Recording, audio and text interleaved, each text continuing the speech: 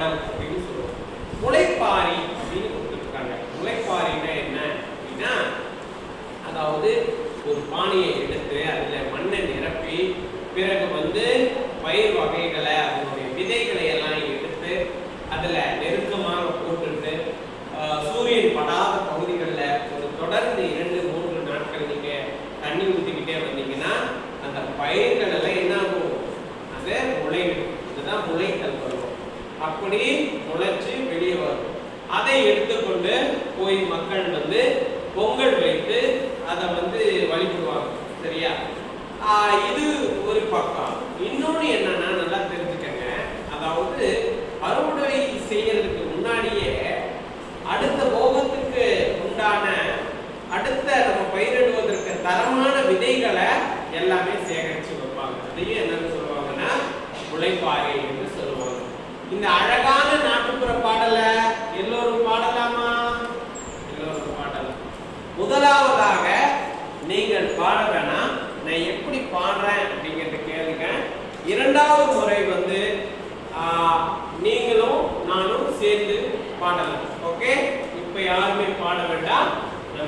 நான் பாடும் பொழுது கேளுங்க. முதலாவது தன்னானே நன்னே தன்னானே நானே நன்னே ஒன்னாதா நாளையில ஒன்னாதா நாளையில வசந்த சபா கிழமையில ஒன்னாதா நாளையில வசந்த சபா கிழமையில ஓல கொட்டா இரண்டெடுத்து ஓடு பிள்ளை தொண்ட விட்டு தன்னானே நானே நன்னே நானே நானே நன்னே வாங்கிய அந்த முத்துகளை வாளியிலே ஊற வச்சு கம்மந்தட்டை இரண்டெடுத்து கணு கணுவா மூச்சு வச்சு சோளத்தட்டை இரண்டெடுத்து சுள சுளையா மூச்சு வச்சு மாட்டந்தோடு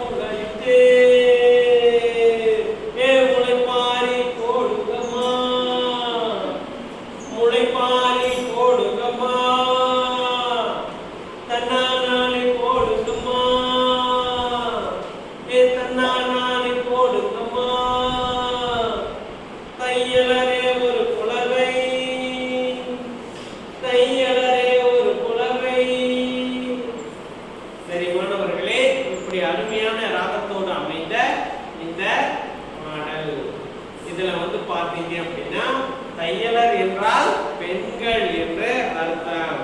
முளைப்பாரி அப்படின்னா முளையிட்ட தானியங்கள் எல்லாமே நிறைந்த ஒரு சிறிய மட்பாண்டம். ஓலை கொட்டான், ஓலையால் முடையப்பட்ட ஒரு கூடை தான் ஓலை கொட்டான் அப்படின்னு சொல்லக்கூடியது. மாட்டந்தோடு நம்மளுக்கெல்லாம் எப்படி வீடு இருக்கு, அதே போல ஆடு மாடுகள் எல்லாம் கட்டி வைக்கிறோம் இல்லையா, மாடுகள் எல்லாம் கட்டி வைக்கிற இருக்கிற பேர் தான் தொழுவம் அப்படின்னு சொல்லுவாங்க. மாட்டன் தொழுவம் அப்படின்னு சொல்லுவாங்க. அதான் நம்ம என்னன்னு சொல்றோம், தொழு, ஆட்டந்தொழு, மாட்டந்தொழு அப்படின்னு சொல்றோம். அப்போ மாட்டந்தொழுங்கிறது மாடு தங்குகின்ற இடம், கட்டி வைக்கும் இடம். ஆட்டந்தொழு என்பது என்ன, ஆடு கட்டி வைக்கும் இடம். சரியா? எல்லோருமே இந்த நாட்டுப்புற பாடலை இப்ப பாடலாமா? மாணவர்களே தயாரா? தயாரா? பாடலாமா? சரி. தன்னானே